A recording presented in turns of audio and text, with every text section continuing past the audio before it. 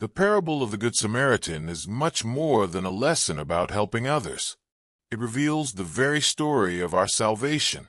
The man wounded on the road, that's us.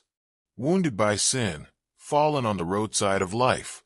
The robbers in the parable represent the demons. They stole our grace, our peace, our innocence. And those who passed by, the priest and the Levite, symbolize the old covenant, which on its own could not save us. But then comes the Samaritan, someone despised. And that Samaritan is Christ himself. Jesus approaches our misery. He sees our wounds, ignorance and selfishness, and has compassion. He pours the oil of consolation and the wine of correction.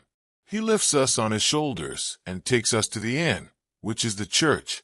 There, in the church, we are cared for through the sacraments, the word, and the community. But it doesn't end there. We are now called to continue this care. Christ saves, but entrusts us with the mission of caring for our wounded brothers, not as an oppressive duty, but as a response to the grace we've received. Without Christ, the gospel becomes a heavy moralism. To give your life for others seems impossible.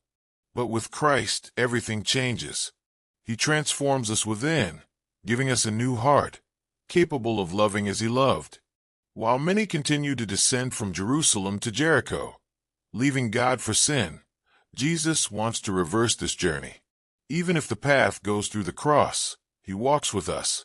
And one day, he leads us back to the heavenly Jerusalem.